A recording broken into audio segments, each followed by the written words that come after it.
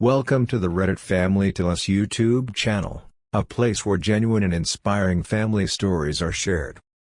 Here, you'll enjoy unique videos about family life, humorous moments, and meaningful lessons. Let's explore together the stories where love and connection shine through. Join us in creating beautiful memories. Please comment and let us know where you're watching from. Hit subscribe now so you won't miss the special video launching tomorrow. Family favoritism gone wrong. My dad funded my cousin and ruined my future. At 27, my world was shattered by a single, devastating accusation. I grew up in a modest Midwestern town, believing that my family was my safe haven, until the day my older sister, Chelsea, 31, falsely accused me of stealing her engagement ring, a treasured symbol of her upcoming wedding. The moment she made her claim, everything changed. It wasn't just her words. It was the way she delivered them, with venom and certainty, as if I were nothing more than a criminal in my own home. My parents, who had always shown a clear preference for Chelsea, immediately believed her without a second thought. My father, Richard, 57, and my mother's quiet acquiescence turned what should have been a family discussion into a one-sided verdict that left me utterly alone. In the aftermath of that fateful day, the atmosphere at home grew cold and unrecognizing. I was not given a chance to defend myself. Instead, I was swiftly expelled from the only place I had ever known. I remember the day vividly. I was called into the living room, and without any warning, my parents informed me that I was no longer welcome, that I had betrayed their trust and brought shame upon the family. Their words cut deeper than any physical blow. It felt as though my very existence was being erased. The ring, which Chelsea claimed I had stolen, became the reason for my banishment, and suddenly, the home that had once held my fondest memories was turned into a prison of betrayal and rejection. In that moment, I was forced to leave behind not only the physical space but also the life I had known. The weight of false accusations and the crushing sense of injustice propelled me into an uncertain future. With little more than the clothes on my back and the burning desire to prove my innocence, I stepped out into a world that no longer recognized me as part of the family. I could only watch in disbelief as my parents, blinded by favoritism and deception, chose to side with Chelsea, leaving me to face the harsh reality of rejection and abandonment. That day, everything I had once believed about loyalty and love was shattered, and I was left to rebuild my life on my own terms, determined to overcome the injustice that had forever altered my path. In the wake of that shattering day, when I was unceremoniously expelled from the only home I'd ever known, the toxic reality of family favoritism and emotional neglect became painfully clear.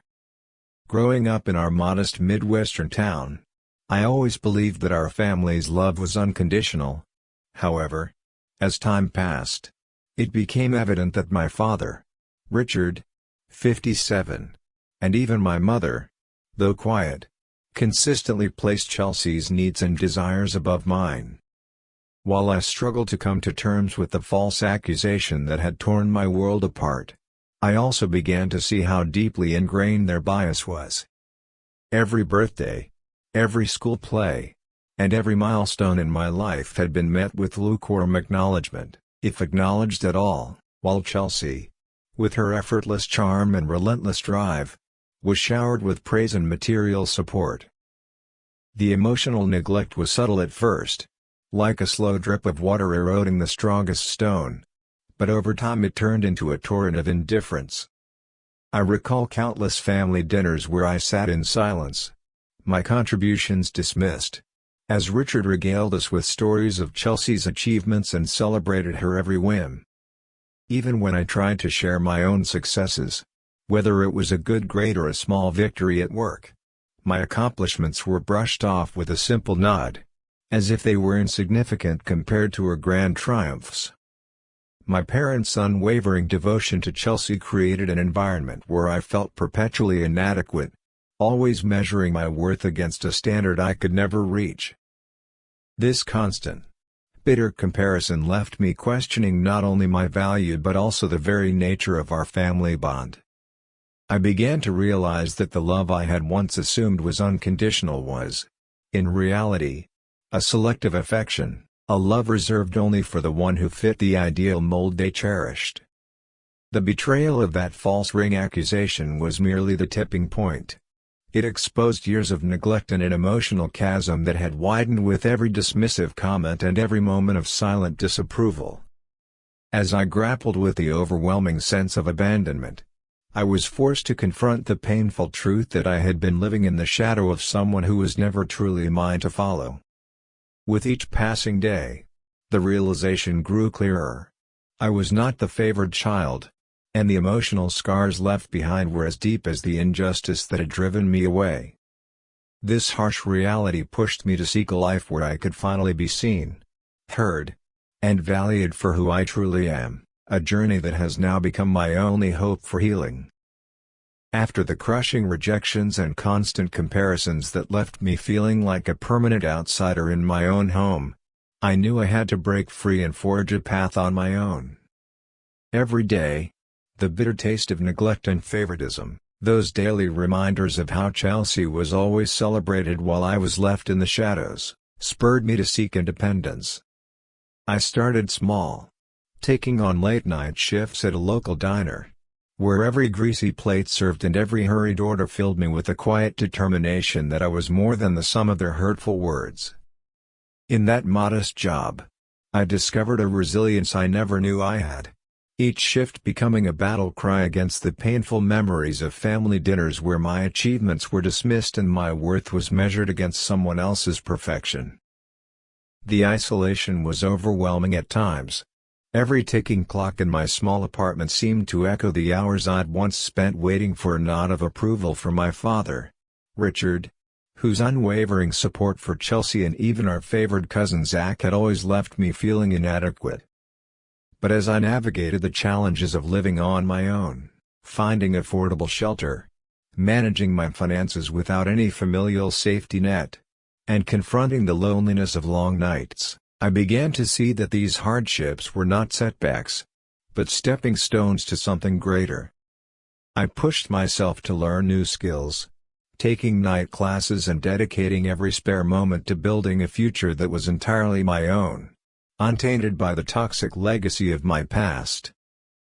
Slowly, my efforts began to pay off.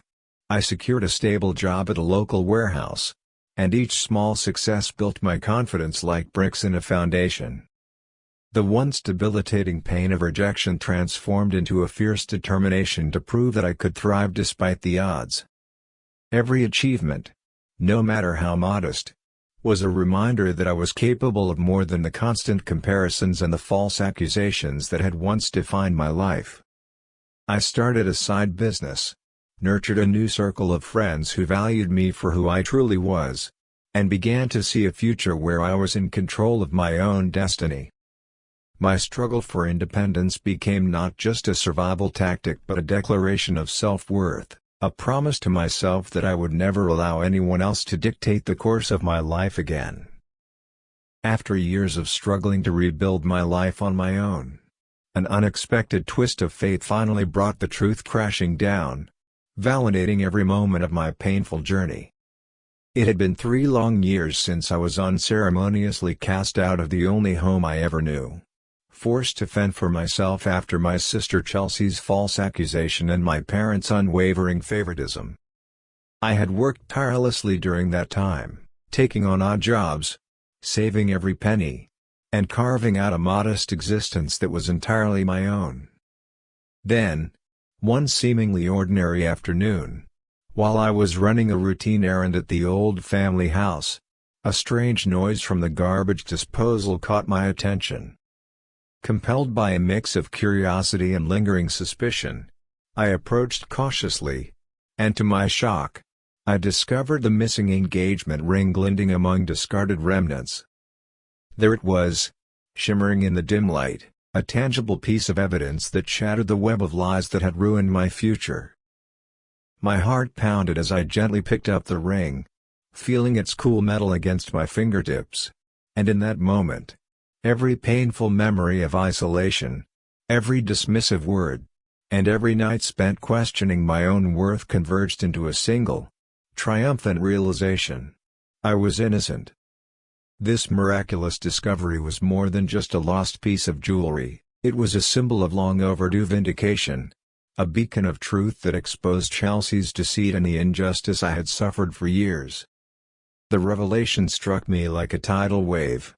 It confirmed everything I had suspected about the toxic dynamics that had plagued our family. And it forced me to confront the reality that I had been betrayed by those who were supposed to love and protect me. Overwhelmed by a bittersweet mix of vindication and sorrow, I immediately reached out to a trusted friend to document the discovery and help me process the flood of emotions. As I pieced together the events that led to this moment, I felt both relief and deep sadness for the years I lost and the relationships that would never be the same. Yet, standing there with the ring in my hand, I vowed that this turning point would propel me into a future defined by self-reliance and reclaimed dignity, a future where the truth, no matter how painful, would always light the way out of darkness. With the truth now exposed, I stand at a crossroads, a moment both liberating and heart-wrenching, where every choice I make will determine the future I carve out for myself. In the aftermath of discovering the engagement ring, lost among the remnants of a careless garbage disposal, I finally felt vindicated. Yet the weight of betrayal still lingers like a scar that refuses to fade. That ring was more than a piece of jewelry. It was the tangible proof that Chelsea's false accusations were nothing but a cruel lie. And with it, I reclaimed a piece of my stolen identity. Now, with that undeniable evidence in hand, I face the ultimate decision. Should I extend forgiveness to a family that once rejected me? Or should I continue to build an independent life free from the toxicity that defined my past? Every moment since that shocking revelation, I've been forced to confront the painful memories of isolation and neglect, the harsh voices of my parents echoing in my ears as they celebrated the success of a favored cousin while dismissing my own achievements. The discovery of the ring has stirred up a maelstrom of emotions, anger, sadness, and a deep longing for closure, that now pulse through me like an unyielding drumbeat. Yet, as I sit here reflecting on the journey that has brought me this far, I realize that true healing cannot occur without first acknowledging the truth and accepting the consequences of those long-buried lies. I am tempted by the idea of reconciliation, of trying to mend the broken bonds and perhaps even reclaim some semblance of the family I once knew. But I also recognize that forgiveness is not an obligation. It is a choice that must come only when I am truly ready. In this defining moment, I have vowed that I will no longer allow the ghosts of my past to dictate the terms of my future. I have begun to invest in myself, pursuing a career that empowers me, cultivating friendships with those who genuinely value me, and setting clear boundaries that honor my self-worth. Though the thought of reconnecting with my family stirs up conflicting emotions, I know that any possibility of reconciliation must be built on honesty, accountability, and a sincere commitment to change. For now, I choose to prioritize my healing and independence, knowing that the path forward is mine to define, free from the manipulation and favoritism that once threatened to destroy me. Thank you so much for taking the time to listen to my story. I'd love to hear your thoughts and experiences in the comments below, whether you've faced similar struggles with family, how you've dealt with betrayal, or any advice you might have for someone in my shoes. Your thoughts are important, and your support means the world to me.